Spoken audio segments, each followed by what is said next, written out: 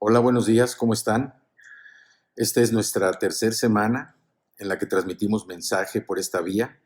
Nos da mucho gusto que han estado al pendiente de los mensajes. Gracias por su comprensión y gracias también le damos al Señor porque nos permite seguir proclamando la palabra, nos permite seguir trabajando en su reino y para su reino. Y también que, pues, a pesar de que es un tiempo en donde las circunstancias nos han de alguna manera orillado a estar en casa, nosotros debemos entender, debemos estar conscientes de que lo que se está viviendo no es una fantasía, no es una cosa irreal. Lo que se está viviendo es algo real, algo que amerita nuestra atención, algo que amerita nuestra obediencia y para eso también hemos estado hablando de la paciencia, del dominio propio, de la fe. Necesitamos nosotros ser hijos de Dios, obedientes a las instrucciones sanitarias, precisamente no porque tengamos miedo, porque el miedo no es algo que venga de parte del Señor, sino para que tengamos precaución y que podamos nosotros también, con nuestro testimonio, con nuestro ejemplo, servir a otras personas como una referencia de que el creer en Dios también eh, nos hace a nosotros ser obedientes a la autoridad. Así es que me da mucho gusto saludarlos otra vez en esta tercera semana, repito, en donde ya también cambió el horario de verano. Espero que todos se hayan levantado un poquito más temprano, recortamos una hora en este día y pues vamos a empezar con este mensaje que el Señor nos ha preparado para este día y vamos a orar.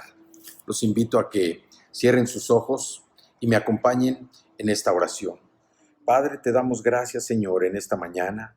Te pedimos, Señor, como siempre, que estés con nosotros, que nos permitas entrar en tu presencia, que podamos disfrutar, Señor, de este día, de este tiempo.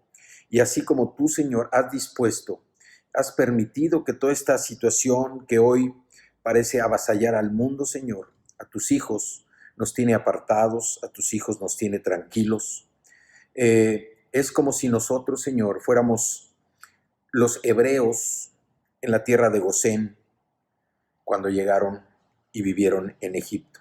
Te damos gracias porque así, Señor, tu mano poderosa nos mantiene apartados, separados, pero siempre confiando en ti, contentos y agradecidos por lo que estás haciendo en nuestras vidas. Sabemos que este es un tiempo de reposo, un tiempo que tú estás permitiendo, Señor, en el que nosotros debemos buscarte más, debemos confiar más en ti y debemos también, Señor, profundizar en nuestras relaciones en casa.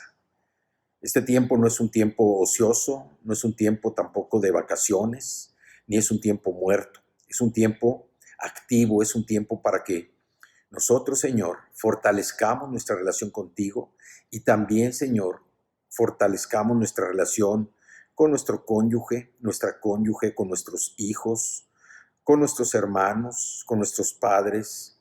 Que este aislamiento temporal, físico, no sea un impedimento, Señor, para que como hijos tuyos podamos tener comunicación, contacto, seguir trabajando, Señor, en la preparación que tú has destinado para nosotros, para llegar, Señor, a tu plan, a tu propósito, a hacer tu voluntad. Te damos gracias, Señor. Gracias por este tiempo. Gracias, Padre, porque queremos seguir disfrutando de tu gracia, de tu presencia. Queremos también, Señor, ser esas personas diligentes que te buscan todos los días con todo el corazón. Te damos gracias por este tiempo. Yo pido, Señor, que tu Espíritu Santo se manifieste esta mañana en el corazón de todos nosotros y que también, Señor, se revele a las personas que vean y que escuchen este mensaje. Te damos muchas gracias, Señor, en el nombre de Jesús. Amén. Bueno, el mensaje de hoy es un mensaje en donde Dios nos ha estado pues dirigiendo. Habíamos hablado de la paciencia, del dominio propio, habíamos estado hablando también de que mostremos la misma actitud hasta el fin. que seamos personas diligentes, que seamos personas activas, pero sobre todo que estemos practicando la fe. Una fe que no se obtiene en la calle, una fe que no se compra, una fe que no se puede adquirir mediante un libro, ni mediante una conferencia, mediante una charla. Una fe que se adquiere solamente cuando Jesús entra a nuestro corazón. Cuando Jesús entra a nuestro corazón es cuando nosotros también empezamos a entrar a la escuela de la fe. Entonces, el día de hoy vamos a estar platicando acerca de un tema que es importante y que mencionábamos ahorita en la oración. Necesitamos nosotros aprender a buscar a Dios. Necesitamos aprenderlo y este mensaje se llama Nadie puede estar fuera de su gracia salvadora. Nadie está fuera de su gracia salvadora, nadie, nadie. El único requisito, es Jesús como nuestro Señor y como Salvador personal. Es el único requisito para considerar que nadie está fuera de su gracia salvadora. Entonces, vamos a empezar este mensaje con una cita. Tenemos nuestra Biblia. Yo los invito a que tengan su Biblia. Ya les he comentado que no importa la versión que tengan, siempre y cuando sea una Biblia cristiana, sea una Biblia en donde ustedes puedan entender los conceptos que vienen, ¿sí? Yo voy a estar leyendo la versión Reina Valera 1960. Así es que vamos a iniciar con la cita que viene en el libro de Isaías, en el capítulo 55. Vamos a Isaías, que es un libro del Antiguo Testamento, en el capítulo 55, y vamos a leer los versículos del 6 al 8. Dice: Buscad a Jehová mientras puede ser hallado, llamadle en tanto que está cercano. Deje el impío su camino y el hombre inicuo sus pensamientos, y vuélvase a Jehová, el cual tendrá de él misericordia, y al Dios nuestro, el cual será amplio en perdonar. Porque mis pensamientos no son vuestros pensamientos, ni vuestros caminos mis caminos, dijo Jehová. Así es que aquí tenemos una escritura que nos habla precisamente de esa advertencia, esa señal de precaución, que busquemos al Señor mientras pueda ser hallado, que lo llamemos en tanto que Él esté cercano. Esto es, que nosotros, mientras estemos vivos y mientras tengamos conciencia de lo que somos, nosotros debemos estar buscando al Señor. Debemos buscarlo porque dice la Escritura, mientras pueda ser hallado. Una vez que nosotros perdemos la conciencia, ya no podemos buscarlo. ¿Por qué? Porque entonces ya no hay la manera de entender, ya no hay conocimiento, no hay nada. Por eso dice: buscad a Jehová mientras puede ser hallado, llamadlo en tanto que está cercano. Y aquí lo que el Señor también nos dice es que nosotros, como hijos de Dios, podemos entrar confiadamente en su presencia. Estar en la presencia del Señor es estar apartado de toda circunstancia, de toda situación. Es como tener una conexión directa con el Señor, en donde lo que se va a manifestar en nuestra persona es precisamente un fruto del Espíritu. El fruto del Espíritu en sus diferentes características, como es el amor, la paz, el gozo, la paciencia. Cuando estamos en la presencia del Señor, nada de lo que está rodeándonos nos afecta.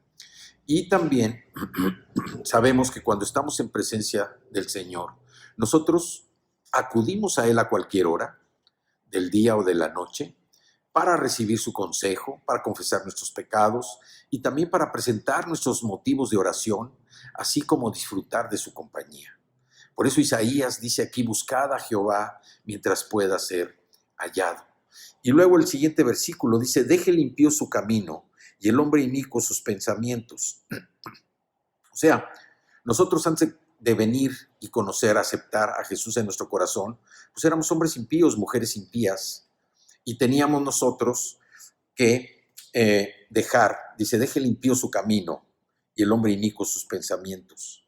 Y la siguiente frase es una frase donde también nos habla de que busquemos al Señor. Dice, vuélvase a Jehová, el cual tendrá de él misericordia, y al Dios nuestro, el cual será amplio en perdonar. El versículo 8 también dice, porque mis pensamientos no son vuestros pensamientos, ni vuestros caminos mis caminos, dijo Jehová. Esto también nos habla, pues, de que hay una gran diferencia, una gran diferencia. Nosotros estamos aquí en la tierra, somos humanos, el Señor está en todos lados, es omnipresente, omnisciente, omnipotente. No hay una diferencia. Por eso, a veces, aunque nosotros queremos como empatar nuestros pensamientos, cuando creemos que nuestros pensamientos son los pensamientos de Dios, debemos tener mucho cuidado, porque los pensamientos de Dios son pensamientos difíciles de comprender para el ser humano. Los caminos del Señor son difíciles también de andar para el ser humano. Pero Jesús, cuando vino, nos dijo que Él es el camino, la verdad y la vida. Y también nos habla de que es difícil entrar por la puerta angosta, porque el camino ancho, la puerta ancha es la que lleva a la perdición. Entonces, cuando nosotros empezamos a caminar, a andar en esa senda, tratar de entrar por esa puerta angosta, es cuando nosotros empezamos a andar en el camino de fe, cuando nuestra vida empieza a ser transformada. ¿Por qué? Porque nosotros empezamos precisamente a ser verdaderos seguidores de Jesús. Empezamos nosotros a caminar una nueva vida por esa puerta angosta. No es fácil entrar por una puerta angosta, porque el camino de la perdición es una puerta ancha, es un camino ancho, es una carretera. Y el camino angosto es donde van las bicicletas, la ciclovía. Es difícil entrar a la ciclovía con un vehículo. Pues nosotros, haciendo esta analogía, andar por la puerta angosta nos lleva precisamente a disfrutar de la presencia del Señor. Y como decían, podemos entrar confiadamente en su presencia a cualquier hora del día o de la noche. No hay límite de tiempo. ¿Para qué? Para recibir su consejo, para confesar nuestros pecados, para presentar nuestros motivos de oración y también, pues, para disfrutar de su compañía, de su presencia. Vamos a otra cita que tenemos en Hebreos, capítulo 4 y versículo 16. Hebreos está en el Nuevo Testamento y es prácticamente uno de los últimos libros del Nuevo Testamento, de los últimos libros de la Biblia. Y vamos a ver lo que dice Hebreos capítulo 4, versículo 16. Si me acompaña, por favor. Dice, acerquémonos pues confiadamente al trono de la gracia para alcanzar misericordia y hallar gracia para el oportuno socorro. Acerquémonos pues confiadamente al trono de la gracia para alcanzar misericordia y hallar gracia para el oportuno socorro. Aquí en esta cita, el escritor de Hebreos nos está haciendo una referencia, una invitación de que nos acerquemos pues confiadamente. Acerquémonos pues, o sea, acerquémonos sin nada que nos interrumpa, acerquémonos confiadamente, dice, al trono de la gracia. ¿Para qué? Para alcanzar misericordia y hallar gracia para el oportuno socorro. Entonces aquí vienen dos palabras que me gustaría rápidamente especificar o aclarar. Una de ellas es gracia, la gracia. ¿Qué es la gracia? La gracia es, o significa más bien, lo que Él nos da, lo que el Señor nos da que no merecemos. Esa es la gracia, lo que el Señor nos da que no merecemos. ¿Y cuál es la misericordia? Que Dios no nos da lo que nosotros merecemos. Esa es la diferencia. La misericordia es que el Señor no nos da lo que merecemos. Si nos diera lo que merecemos, pues no estaríamos aquí. Entonces, misericordia es lo que Dios no nos da que merecemos. Y la gracia es lo que Él nos da que no merecemos. Y aquí precisamente el escritor nos dice, acerquémonos pues confiadamente al trono de la gracia, al trono de lo que el Señor nos da que no merecemos, para alcanzar misericordia, para alcanzar lo que Dios no nos da que merecemos, y hallar gracia, hallar lo que Él nos da que no merecemos para el oportuno socorro. Pareciera trabalenguas, pero la verdad es que para nosotros es tan importante. ¿Por qué? Porque no somos dignos del amor, del favor, ni la salvación del Señor. Pero Él nos ha dado todo esto de una forma gratuita por medio de Jesucristo. Y esto es lo que hay que valorar. Que nosotros no somos dignos, no somos merecedores del amor, del favor, de la salvación, de nada. Pero Él nos da todo esto, nos lo regala gratuitamente, no cuesta nada. ¿Por medio de quién? De Jesucristo. Por medio y a causa de Cristo. Dios quiere que nosotros acudamos a Él confiadamente, a su presencia. No tímidamente, no con miedo, no con ansiedad, no con angustia, ni tampoco atemorizados de cómo pudiera Él reaccionar ante los hechos o actos de nuestra vida. Por eso ya hablábamos que dentro de nosotros hay un poder invisible. Cuando aceptamos a Jesús como el Señor de nuestra vida y nuestro Salvador personal, inmediatamente llega el Espíritu Santo dentro de nosotros. Y lo que se va a manifestar, el poder que va a salir de nosotros, es el poder del Espíritu Santo. La manifestación del Espíritu Santo en nosotros se va a traducir ¿en qué? En el fruto del Espíritu a través de sus diferentes atributos, que puede ser el amor, el gozo, la paz, la paciencia, la benignidad, la bondad, la fe, la mansedumbre o la templanza, que es el dominio propio. De otra manera, cuando nosotros no aceptamos a Jesús en nuestro corazón, cuando no lo tenemos, pues no tenemos al Espíritu Santo. ¿Y qué es lo que se manifiesta? Como decíamos, las obras de la carne. Y ya hablamos de las obras de la carne, relacionadas mucho con el tema sexual, relacionadas con los celos, la contienda, los pleitos, la ira, las contiendas, las orgías, las borracheras, la perversión sexual. Esas son las obras de la carne. Entonces, por nuestros hechos nos podemos acercar confiadamente al trono de la gracia para ver y sentir y recibir que el Señor nos da lo que no merecemos. Entonces, por eso nunca tengas miedo de acercarte a Dios. Nunca, nunca. Búscalo. Búscalo aunque sea por necesidad, pero busca a Dios todos los días. Necesitamos buscarlo con todo el corazón todos los días. Todos los días necesitamos estar buscando al Señor. ¿Para qué? Precisamente como decíamos, para recibir su consejo,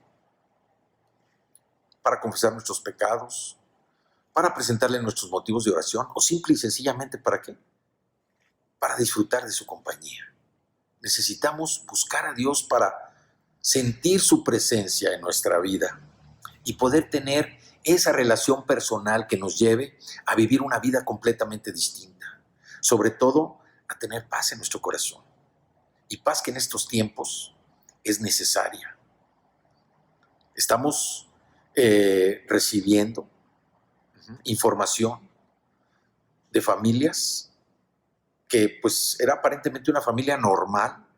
El papá trabajaba, la mamá trabajaba, los hijos iban a la escuela, pero esa era su dinámica, el papá en el trabajo, la mamá en el trabajo, los hijos en la escuela, se juntaban determinadas horas al día, los fines de semana se iban al club, regresaban del club, en la tarde cada quien hacía sus deberes, el domingo era un día en que generalmente convivían, pero era el único día en el que podían convivir, y a veces. Y hoy con esta situación que Dios está permitiendo de mantenernos en hogar, mantenernos en casa, ha creado un conflicto. Decía alguien, no conozco a mi esposa, la estoy empezando a conocer. O no conozco a mis hijos.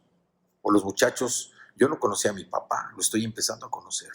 O sea, debemos aprovechar ese tiempo. Yo sé que para algunas personas es muy difícil por el tipo de dinámica, pero si Dios está permitiendo esto es precisamente para poner orden en la casa y que verdaderamente el tiempo sea productivo.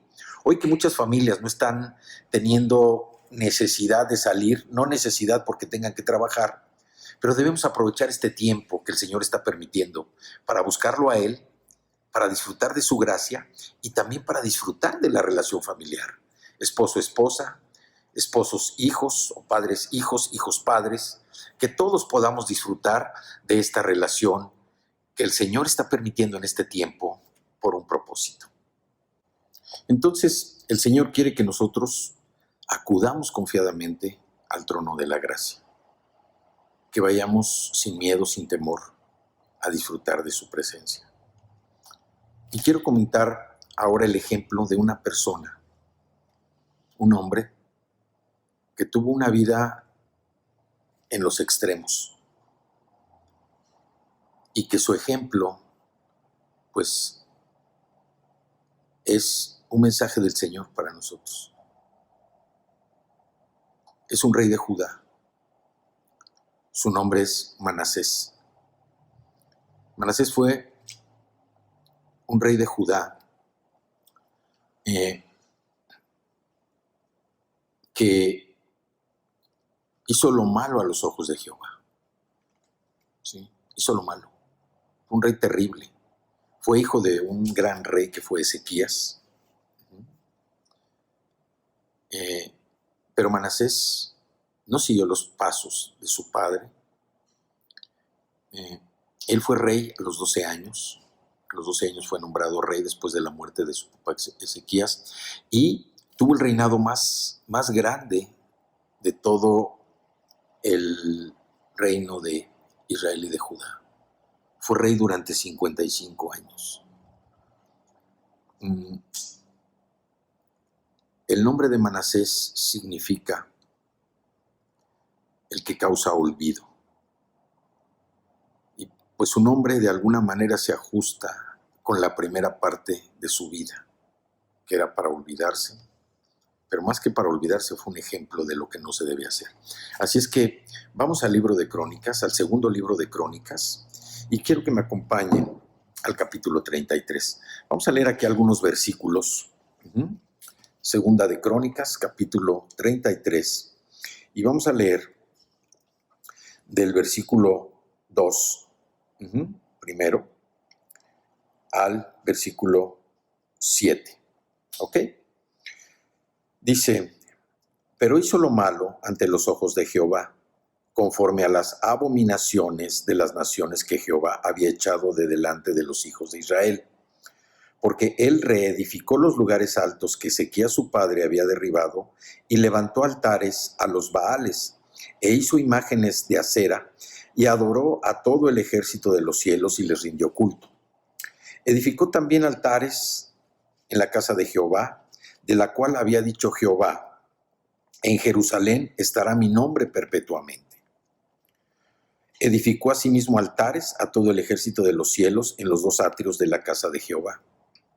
Y pasó sus hijos por fuego en el valle del hijo de Hinnom, y observaba los tiempos, miraba en agüeros, era dado a adivinaciones, y consultaba a adivinos y encantadores. Se excedió en hacer lo malo ante los ojos de Jehová, hasta encender su ira. El 7. Además de esto puso una imagen fundida, que hizo en la casa de Dios, de la cual había dicho Dios a David y a Salomón su hijo, en esta casa y en Jerusalén, la cual yo elegí sobre todas las tribus de Israel, pondré mi nombre para siempre. Y nunca más quitaré el pie de Israel de la tierra que yo entregué a vuestros padres, a condición de que guarden y hagan todas las cosas que yo les he mandado, toda la ley, los estatutos y los preceptos por medio de Moisés. El 9. Manasés, pues, hizo extraviarse a Judá y a los moradores de Jerusalén para hacer más mal que las naciones que Jehová destruyó delante de los hijos de Israel. Y habló Jehová a Manasés y a su pueblo, mas ellos no escucharon. Si nosotros vemos esta parte de la historia, Manasés fue un rey que empezó su reinado a los 12 años de edad, o sea, un chico, no sé, pero ustedes piensen cuando tenían 12 años de edad que estaban haciendo. La mayoría, pues yo creo que estaban disfrutando de su infancia. Este personaje a los 12 años fue nombrado rey. Y si nosotros vemos ahorita, rápidamente repasamos, dice que hizo lo malo ante los ojos de Jehová. ¿Por qué? Porque empezó a hacer todo lo que las naciones enemigas, que eran naciones paganas, hacían en contra de lo que Dios les había dicho, lo que Jehová le había dicho al pueblo de Israel. Y no solo eso, sino que llegó al extremo de hacer una estatua, una imagen fundida de metal, y la puso en la casa del Señor, en el templo del Señor. ¿De qué nos habla Dios aquí? ¿De qué nos puede estar hablando el Señor aquí? Pues el Señor nos está hablando primeramente de la idolatría. Nosotros, pues, nos hemos construido a veces ídolos. Ídolos que pueden ser cosas, pueden ser bienes, pueden ser personas, pueden ser hijos, puede ser esposo, la esposa, la mamá, el papá. Son ídolos que nosotros podemos hacer. Y es como si estuviéramos construyendo, igual que Manasés, esa figura fundida y la estuviéramos colocando en el centro de nuestro corazón. Este es un tiempo en donde se están derribando los ídolos. Hay que entenderlo así. Lo que está sucediendo hoy es un mensaje del Señor para nosotros, de buscarlo, porque tenemos que destruir a los ídolos. Y es lo que este hombre se empeñó en hacer, en convertirse en abominación a Dios por todo lo que estuvo haciendo. Y lo más triste es lo que dice el versículo 9. Dice: Manasés pues hizo extraviarse a Judá y a los moradores de Jerusalén para hacer más mal que las naciones que Jehová destruyó delante de los hijos de Israel. O sea, era más malo, por así decir, hizo más mal que las naciones paganas que Jehová había destruido delante del mismo Israel. O sea, fue más malo que todas esas naciones. Podemos ver hacia dónde estaba dirigido su corazón. Era un hombre donde la maldad abundaba en él. Entonces, en el versículo 7, donde dice: puso una imagen fundida que hizo en la casa de Dios, de la cual había dicho Dios a David y a Salomón su hijo: en esta casa y en Jerusalén, la cual yo elegí sobre todas las tribus de Israel, pondré mi nombre para siempre, y nunca más quitaré el pie de Israel de la tierra que yo entregué a vuestros padres, a condición de que guarden y hagan todas las cosas que yo les he mandado, toda la ley, los estatutos y los preceptos por medio de Moisés.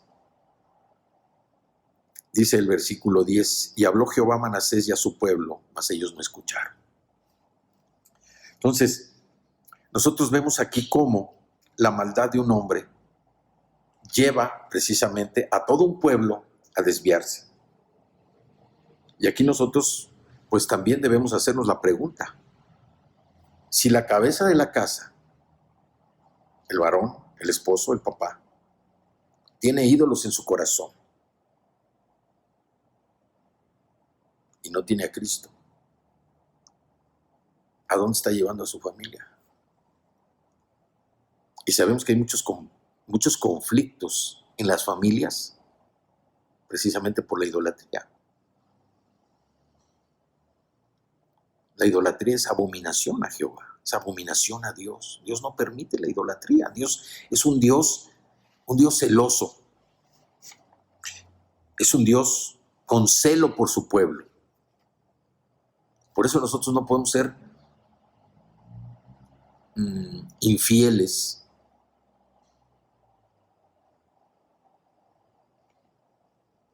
al ser idólatras. Y aquí Manasés es lo que está diciendo. Fue un hombre que desvió a todo un pueblo. Dice, y habló Jehová a Manasés y a su pueblo, mas ellos no escucharon. Dios todavía les dio oportunidad de hablarles, pero ellos no escucharon porque estaban tan metidos en su idolatría. Y eso es lo que hace la idolatría. La idolatría es como una ceguera a nuestros ojos. La idolatría va acompañada de la inmoralidad.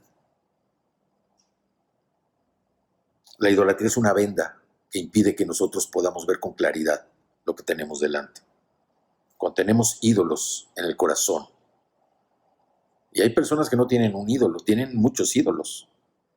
Y los ídolos, repito, pueden ser cosas, pueden ser situaciones, pueden ser inclusive emociones.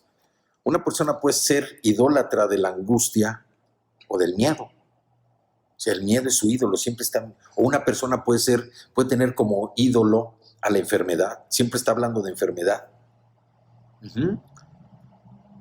Es abominación para el Señor. Entonces, repito, cuando el jefe de una casa tiene un ídolo, no puede ver lo que Dios quiere hablarle.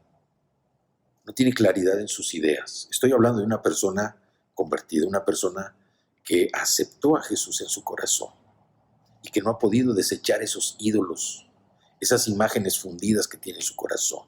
Entonces, ¿qué está haciendo? Está llevando a toda su familia, la está desviando, porque su objetivo obviamente no es el Señor. Su objetivo, ¿quién es? Su objetivo es el ídolo o los ídolos. Entonces, con este hombre sucedió algo terrible, algo terrible. Y vamos a seguir leyendo. En el versículo 11 dice, por lo cual Jehová trajo contra ellos los generales del ejército del rey a los asirios, los cuales aprisionaron con grillos a Manasés y atado con cadenas lo llevaron a Babilonia. Mas luego que fue puesto en angustias, oró a Jehová su Dios, humillado grandemente en la presencia del Dios de sus padres. Y habiendo orado a él, fue atendido, pues Dios oyó su oración y lo restauró a Jerusalén, a su reino. Entonces reconoció Manasés que Jehová era Dios. Esta parte es lo que cambia la vida. Es lo que cambia la vida. Y aquí tenemos una gran enseñanza también. Una gran enseñanza. Dicen que cuando nos ponemos de rodillas, somos más altos. Manasés tuvo que tocar fondo.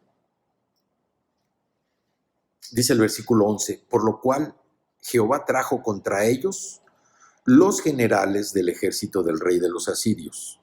Se trajo al imperio asirio, llegó precisamente a Jerusalén, los cuales aprisionaron con grillos a Manasés y atado con cadenas lo llevaron a Babilonia.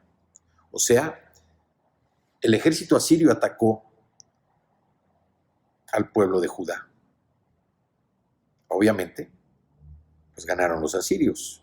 ¿Por qué? Porque el Señor ya había hablado con ellos y dice el versículo 10, mas ellos no escucharon. Dios le habló a Manasés y a su pueblo, mas ellos no escucharon.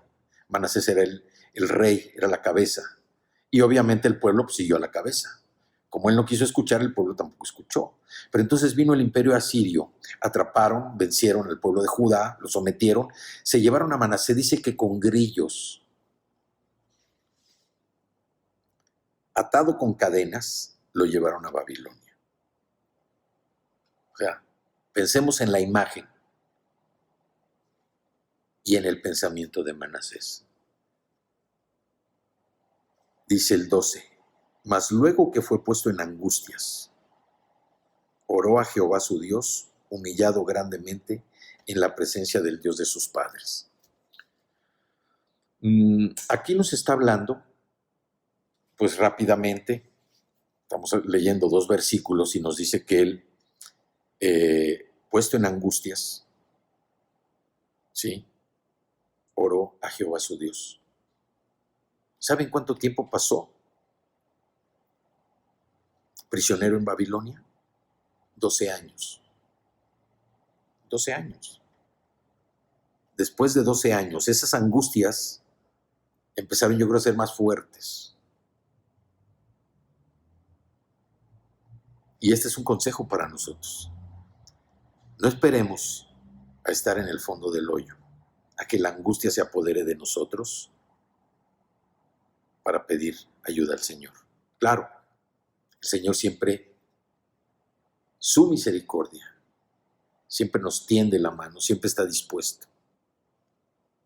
Pero ojo,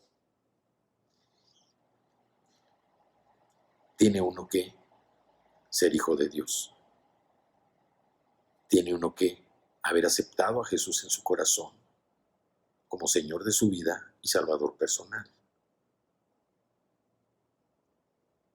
Ese es el mensaje para nosotros, que Dios siempre está dispuesto. Por eso decíamos al principio que nos acerquemos confiadamente al trono de la gracia. Acerquémonos sin miedo, sin temor, porque el Señor está ahí para entrar en su presencia. Entonces, pasaron 12 años para que Manasés, la angustia, llegara a tal grado en su vida, en su corazón, la desesperación, que no tuvo más que un solo camino: reconocer a Jehová. Como era hebreo, era judío, pues sabía quién era Jehová, ¿sí?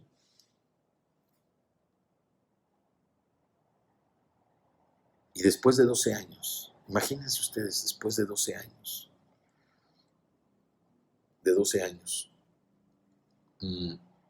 era el 23º año de su gobierno.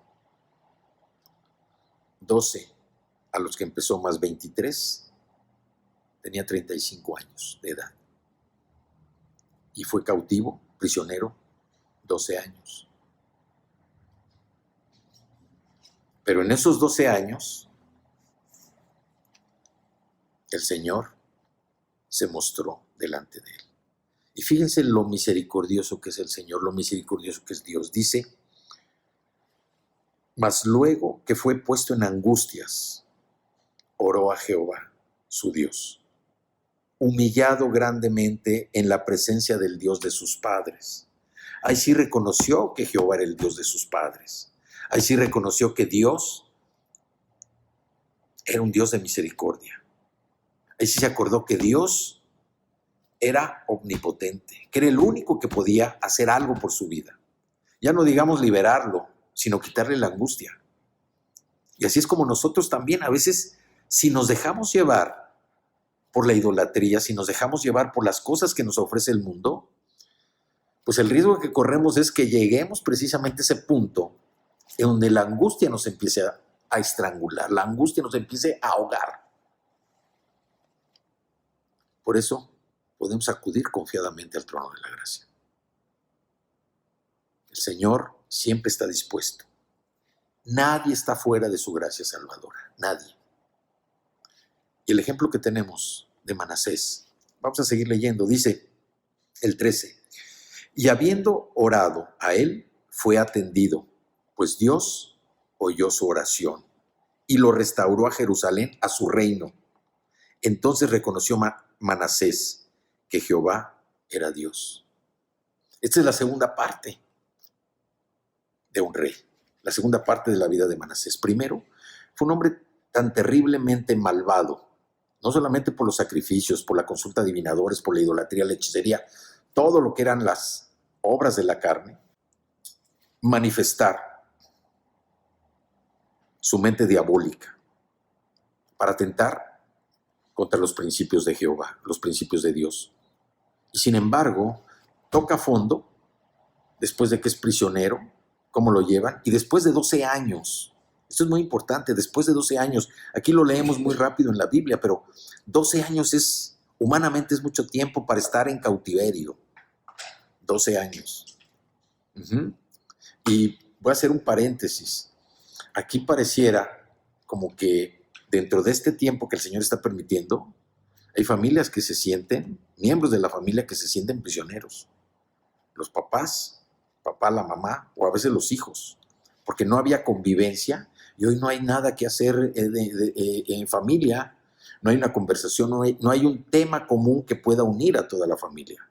Por eso el consejo es: estudia la palabra, siéntate con tu esposa, tus hijos, abran su Biblia, vean un pasaje, estúdienlo, medítenlo, compártanlo, opinen, qué piensan y de qué forma el pasaje que estén estudiando tiene aplicación en su vida. Manasés dice: mas luego que fue puesto en angustias, oró a Jehová su Dios, humillado grandemente en la presencia del Dios de sus padres. Y habiendo orado a él, fue atendido, pues Dios oyó su oración y lo restauró a Jerusalén, a su reino. Entonces reconoció Manasés que Jehová era Dios.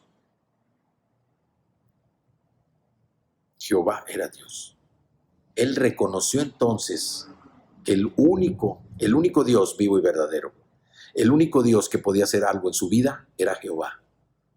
Y así nosotros hoy oramos porque sabemos que Él es el único Dios vivo y verdadero. Sabemos que Él es el único que puede traer, ya nos dio la salvación, el único que puede traer paz a nuestra vida, el único que puede hacer que lo que nos impulsa, el poder de dentro de nosotros, se va a manifestar por medio del Espíritu Santo, como un fruto del Espíritu. Pero esto solamente es a través de Cristo. Por eso nosotros insistimos tanto. Aceptar a Jesús no cuesta. Aceptar a Jesús trae un cambio en nuestra vida. La salvación que Él nos ofrece es gratuita.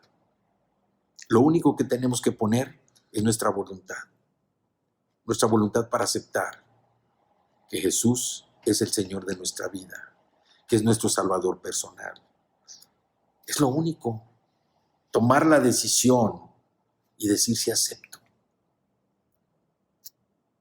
El Señor dice que oyó la oración de Manasés y lo restauró. ¿Cuál es el ministerio de Jesús en esta tierra? El ministerio de restauración. Un ministerio donde Él viene a restaurar primeramente nuestra relación de nosotros como hombres con el Señor, con el Padre. Y también una restauración de nuestra propia vida. Restauración, ¿por qué? Porque nuestros pecados han sido perdonados. Porque ahora tenemos una nueva vida. Dice que por su gracia, por medio de la fe, somos salvos. Y no es don de Dios, es don de Dios, es un regalo del Señor. Nadie se va a ir al cielo porque haga las mejores obras de caridad, de ayuda. Nadie se va a ir al cielo. Solamente Cristo salva. Él es la puerta de entrada al reino de los cielos. Entonces, como vemos, la Biblia nos da ejemplos para aplicar en nuestra propia vida. Y también, como hemos dicho, la Biblia tiene más de 40,000 promesas para los hijos de Dios. Vemos lo que pasó con Manasés. Manasés murió en paz. Dice el versículo 20, y durmió Manasés con sus padres y lo sepultaron en su casa y reinó en su lugar Amón su hijo. Amón su hijo fue rey a los 22 años. Tenía 22 años cuando fue nombrado rey. Y duró 2 años como rey. A los 24 años murió, precisamente porque en lugar de seguir los ejemplos de la última parte de la vida de su padre, de Manasés, pues tomó los ejemplos de cuando era niño, de la primera etapa de su padre. Entonces él siguió igual, hizo lo malo ante los ojos de Jehová. Y el nombre de Amón significa trabajador. Pero él hizo lo malo ante los ojos de Jehová. ¿Por qué? Porque es lo que aprendió de su papá. Dice Proverbios 22:6, instruye al niño en su camino, y aun cuando fuere viejo, no se apartará de él. Por eso, aquí va una recomendación a los papás. Cuando nosotros damos buenos ejemplos a nuestros hijos, mientras más pequeños sean, y empiezan a ver los buenos ejemplos. Y no me refiero al buen ejemplo de que uno es educado, que es importante que uno es educado, que uno no dice malas palabras, que uno no está con la cervecita el fin de semana, que no está con el vino. Digo que son buenos ejemplos. Pero realmente el buen ejemplo que el niño necesita ver es que como padres tomemos la Biblia, que abramos la Escritura, que la Biblia no sea un libro de adorno. Hay Biblias muy bonitas que adornan salas de la casa, que adornan libreros. La Biblia es un manual de trabajo. Es un cuaderno de ejercicios. El niño tiene que ver que el papá abre la escritura, que lee la escritura, que medita en su palabra, que el papá ora, que el papá comparte de la escritura, que habla de la palabra en casa, con amigos, con parientes. Ese es el ejemplo que el niño necesita ver. Por eso dice, instruye al niño en su camino. Y eso es instruir al niño. Obviamente que si uno es respetuoso, uno guarda los mandamientos, uno estudia la palabra, uno ora, uno proclama la palabra, pues definitivamente no puede ser una persona contraria, una persona pecadora, o no puede dar un mal ejemplo, porque Cristo mora en nosotros. Entonces, Amón aprendió la parte, ahora sí que la parte oscura de su papá, y duró en el reinado 2 años. 2 años. Dice que el versículo 24, 30, y estamos en 2 de Crónicas 33, 24, dice, y conspiraron contra él sus siervos. Bueno, desde el 23 dice, pero nunca se humilló delante de Jehová como se humilló Manasés su padre, antes bien aumentó el pecado. Quiere decir que él todavía fue doblemente o mayormente más pecador, más haciendo obras más abominables al Señor. Y dice, pero nunca se humilló delante de Jehová, como se humilló Manasés su padre, antes bien aumentó el pecado. Y conspiraron contra él sus siervos y lo mataron en su casa. Mas el pueblo de la tierra mató a todos los que habían conspirado contra el rey Amón, y el pueblo de la tierra puso por rey en su lugar a Josías su hijo. Josías tenía 8 años cuando fue nombrado rey. Y la historia de Josías es una historia también diferente, es una historia triste, porque él es rey a los 8 años de edad. Y él tuvo un reinado de 31 años. El nombre de Josías significa el fuego del Señor o Jehová sustenta. Un nombre tan bonito. El fuego del Señor o Jehová sustenta. Y verdaderamente su nombre refleja ese fuego del Señor por lo que Josías estuvo viviendo. Ustedes pónganse a pensar qué estaban haciendo cuando tenían 8 años. A este pequeño, a los 8 años lo hicieron rey. Y rey de una nación que estaba dividida. ¿Por qué? Porque a su papá lo habían asesinado. Este muchacho de 8 años, o este niño de 8 años, fue testigo de guerras civiles, fue testigo de muchos problemas de conflictos, precisamente en su territorio. Y sin embargo, tuvo la guía de su mamá. Tuvo la guía de su madre, Yedida, quien fue una mujer que pudo orientarlo. Y dice la Escritura que Josías, vamos a leer aquí en el capítulo 34, segunda de Crónicas, los versículos, a partir del versículo 3, dice, a los 8 años de su reinado, siendo aún muchacho, comenzó a buscar al Dios de David su padre. A los 8 años de su reinado. Si él empezó a los 8 años, quiere decir que a los 16 años, ojo jóvenes, a los 16 años, comenzó a buscar al Dios de David su padre, no de Amón su padre, de David su padre, y a los 12 años comenzó a limpiar a Judá. Quiere decir, a los 16 años empezó a buscar a Dios, y a los 20 años empezó a limpiar a Judá de todo toda la inmundicia que había, toda la idolatría, toda la perdición, la perversión, la inmoralidad. A los 20 años dice que comenzó a limpiar a Judá y a Jerusalén de los lugares altos, a quitar las imágenes de acera, las esculturas e imágenes fundidas. Entonces tiró todo lo que había, él tiró todo quemó los huesos de los sacerdotes, todo. Y el versículo 7, 34, 7 dice, y cuando hubo derribado los altares y las imágenes de acera, y quebrado y desmenuzado las esculturas y destruido todos los ídolos por toda la tierra de Israel, volvió a Jerusalén.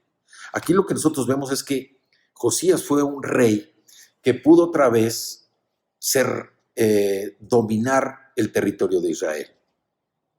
Y fíjense, cuando Manasés, en sus tiempos de idólatra, pues tiraron todo lo que eran las escrituras, todo lo que había, los rollos de la ley los tiraron, los quemaron, los desaparecieron. Y fíjense lo que dice en el versículo 8. Dice, a los 18 años de su reinado, o sea, tenía 26 años, después de haber limpiado la tierra y la casa, envió a Safán, hijo de Azalía, a Maasías, gobernador de la ciudad, y a Joa, hijo de Joacás, canciller, para que reparasen la casa de Jehová su Dios. Vinieron estos al sumo sacerdote Hilcías y dieron el dinero que había sido traído a la casa de Jehová, que los levitas que guardaban la puerta habían recogido de mano de Manasés y de Efraín y de todo el remanente de Israel, de todo Judá y Benjamín y de los habitantes de Jerusalén. O sea, como el templo estaba destruido, ellos se pusieron a limpiar, estaban reconstruyendo el templo y encontraron dinero, encontraron recursos que fue distribuido nuevamente en las personas que estaban trabajando en la reconstrucción del templo. Dice que entregaron en mano todo el dinero, lo que había, los recursos, lo entregaron a los que estaban haciendo la obra, porque estaban restaurando el templo. Y entonces dice el versículo 12 que estos hombres, los que trabajaban en la obra, procedían con fidelidad en la obra y eran sus mayordomos, y viene el nombre de los mayordomos y todo.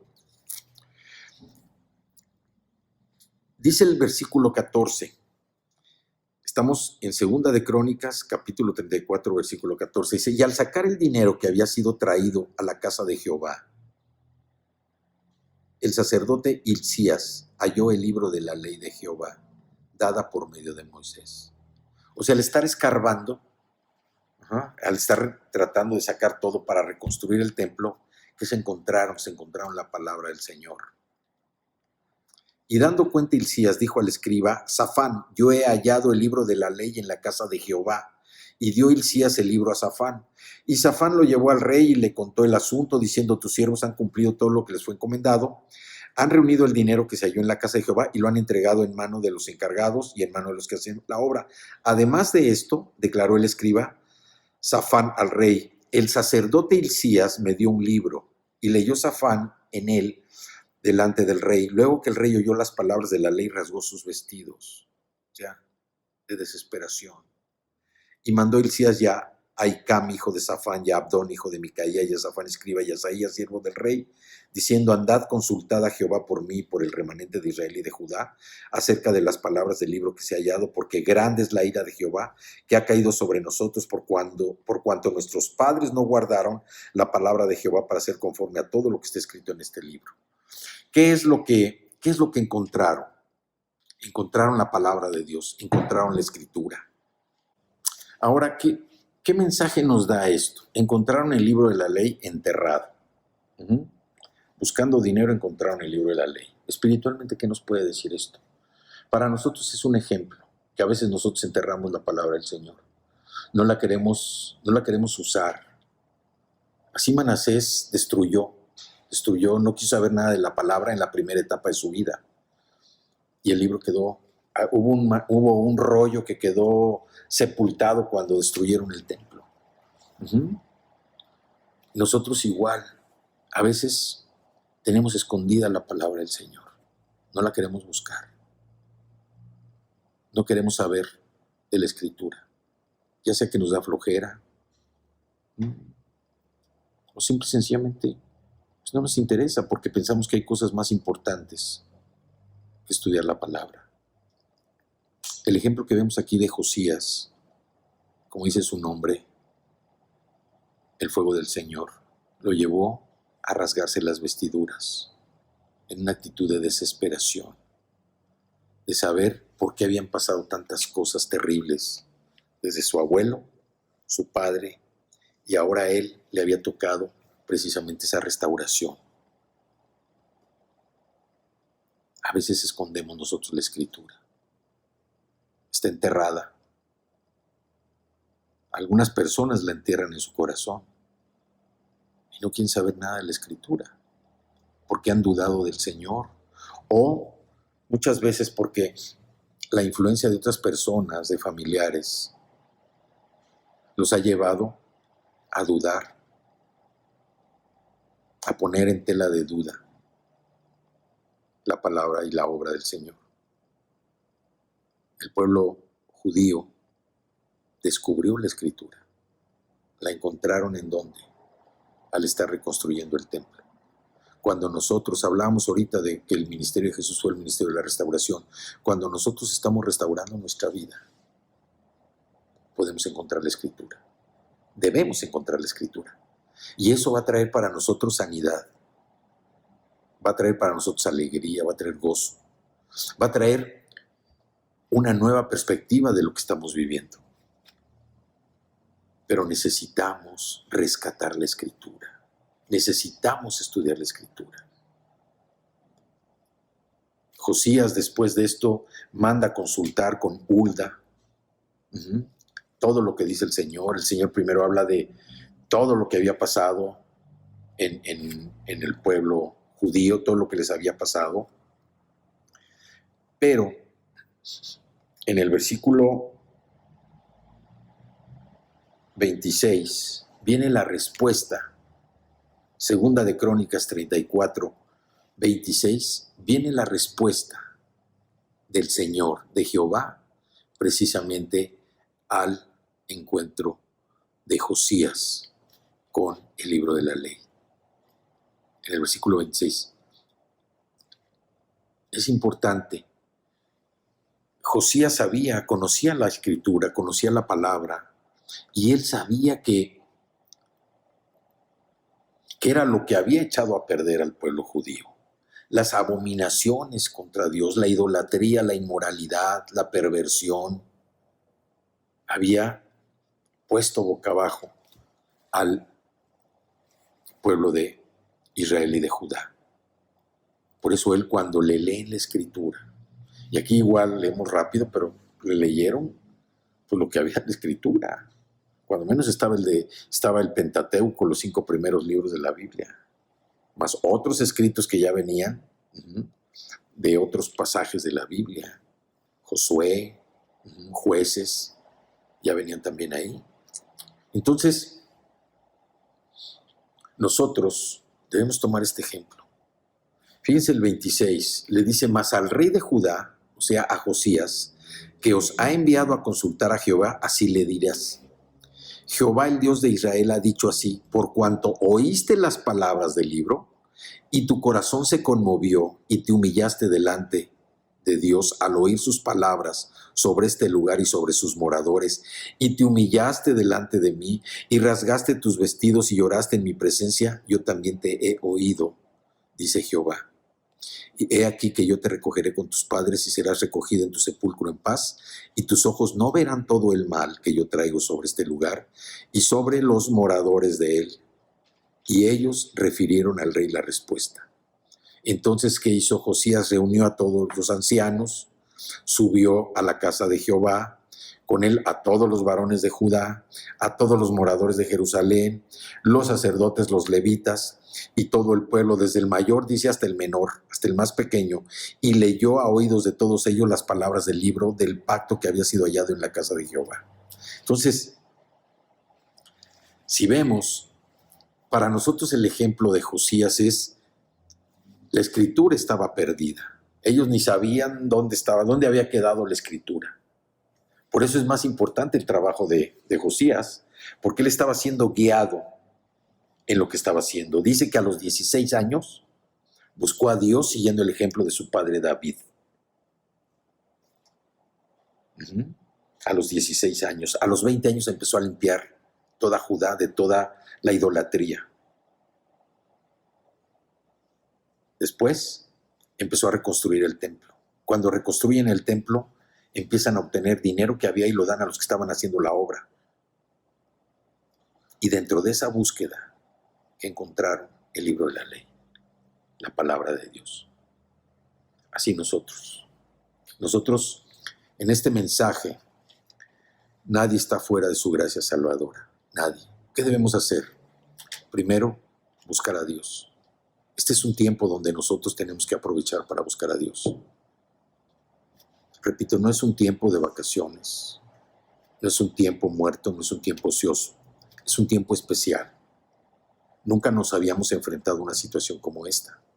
Por eso debemos estar atentos y debemos estar buscando a Dios. Estar buscando a Dios con el corazón, todos los días, estudiando la Escritura, orando, compartiendo de su palabra. Lo que hizo Josías fue buscó a Dios, limpió a Judá de toda la idolatría. Meditemos en nuestra propia vida, pidamos dirección, consejo, vayamos al trono de la gracia a pedir consejo al Padre y que mediante el Espíritu Santo nos muestre si hay ídolos en nuestro corazón. Sobre todo los varones o las personas que son cabeza de un hogar, hagan este ejercicio, porque por una persona, por un individuo, una mujer, un hombre, pueden estar guiando a toda su familia por un camino equivocado. Entonces, buscó a Dios, limpió a Judá de toda la idolatría, la inmundicia, la perversión. Tercero, encontró el libro de la ley, encontró la palabra del Señor. Cuarto, se humilló delante de Dios. Dice que oró, al igual que Manasés, oró. Y dice que Dios escuchó su oración, lo que le dijo el 27, y tu corazón se conmovió, y te humillaste delante de Dios al oír sus palabras sobre este lugar y sobre sus moradores, y te humillaste delante de mí, rasgaste tus vestidos y lloraste en mi presencia.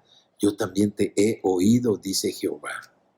Y fíjense qué promesa tan hermosa viene en el versículo 28.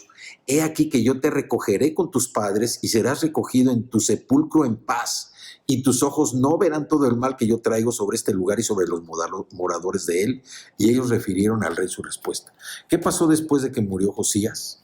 Vino Babilonia. Vino Nabucodonosor y arrasaron con todo. Volvieron a destruir todo, los muros, el templo, todo se acabó. ¿Por qué? Porque se llevaron cautivos a los que quedaron de Judá. Entonces,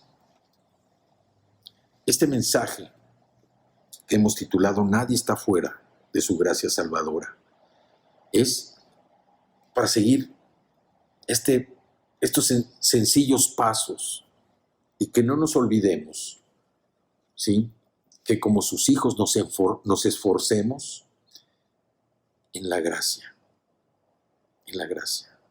Y como decíamos, ¿qué es la gracia?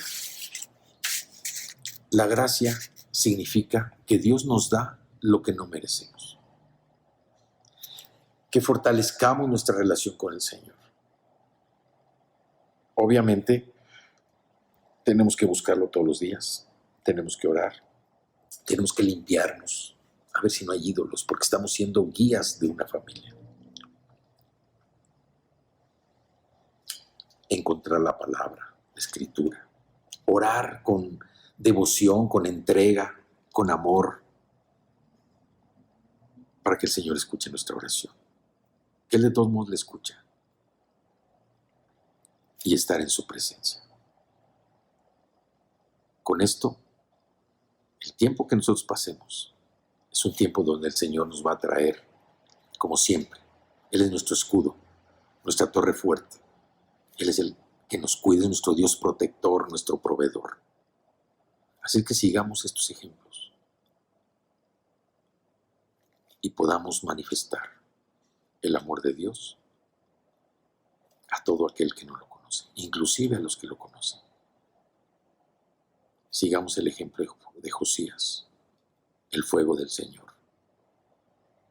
Oh Jehová sustenta, su nombre hermoso. Jehová sustenta, o el fuego del Señor. Que el fuego del Señor en nosotros se manifieste todos los días, a toda hora, y que nosotros podamos acudir al trono de su gracia, de día o de noche, a la hora que sea. Vamos a orar. Padre, te damos gracias, Señor, por este mensaje, te damos gracias por tu palabra, por la enseñanza que tú nos das, y te damos muchas gracias, Señor. Gracias por este tiempo en el que tú estás permitiendo que no haya pretextos para buscarte, que no haya obstáculos, Señor, para estar en tu presencia. Yo te doy gracias, Padre, en esta ocasión, porque tú, Señor, conoces todo lo que hacemos. En tus manos está nuestra vida, Señor. pero sabemos que tú eres un Dios de amor, eres un Dios de gracia, eres un Dios generoso, eres un Dios misericordioso. Y gracias, Señor, gracias por estar presente en la vida de cada uno de tus hijos. Te damos gracias porque podemos sentir tu presencia a cada instante, porque tú nos invitas, Señor, a acudir al trono de la gracia. Y te damos muchas gracias porque a veces nos hemos rebelado contra ti, Señor. A veces no hemos sido atentos a escuchar tu voz, no hemos sido sensibles, Señor, a escuchar tu llamado, y nos hemos desviado en otras cosas que no son tan importantes como tú. En este día, Padre, clamamos a ti, Señor, por tu favor. Clamamos a ti, Señor, por tu gracia. Clamamos a ti, Señor, por tu misericordia. Pero sobre todo, Señor, clamamos a ti por tu amor. Gracias porque cada vez nos enseñas más a conocerte, para seguir confiando en ti de una manera absoluta. Tú eres nuestro único Dios y Padre, el único Dios vivo y verdadero. Tú eres el único, Señor, que sustentas nuestra vida, eres el único proveedor que tenemos. Y gracias por el papel de Padre que representas para nosotros. No eres un Padre humano, pero eres un Padre todopoderoso. Eres un Padre, Señor, que nos conoces a la perfección y nos anima a que en la relación personal contigo tengamos esa confianza de poder estar en tu presencia, de poder estar en tu compañía y de poder platicar y escuchar tu voz. Te damos gracias en esta mañana por todos y cada uno de tus hijos.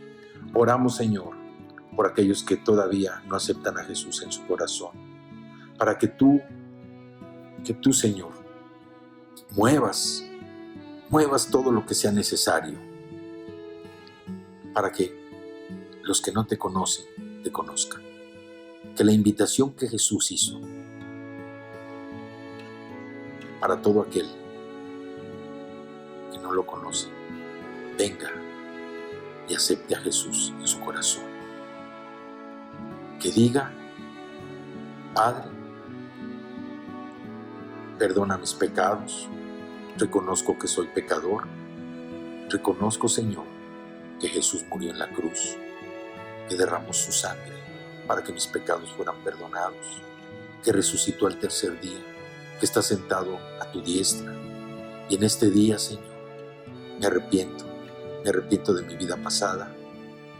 Te doy gracias porque sé que mis pecados han sido perdonados. Y te doy gracias porque ahora, Señor, estoy dispuesto a nacer de nuevo. Estoy dispuesto a bautizarme, estoy dispuesto a congregarme, estoy dispuesto a estudiar tu palabra, estoy dispuesto también a orar y a seguir una vida, Señor, que sea conforme a la imagen de Jesús.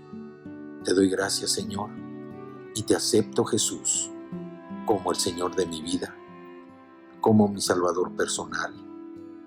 Y mi compromiso contigo es proclamar tu palabra, proclamar las buenas nuevas del Evangelio, prepararme, capacitarme y estar listo, Señor, para tu segunda venida. Acepto al Espíritu Santo, que me va a dar ese fuego, esa pasión por buscarte cada día, por creerte, por amarte, por seguirte, por obedecerte y por servirte. Gracias, Señor, porque mi nombre está escrito en el libro de la vida del Cordero en el cielo. Y gracias también, Señor, porque a partir de hoy soy un hijo de Dios.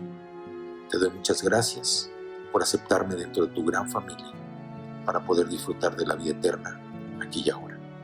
Te damos gracias, Padre, por todos aquellos que hayan hecho esta oración y que hoy pasan a formar parte del ejército del escuadrón del Dios Todopoderoso, del Dios de Israel, del Creador del universo, del Señor de señores y del Rey de reyes.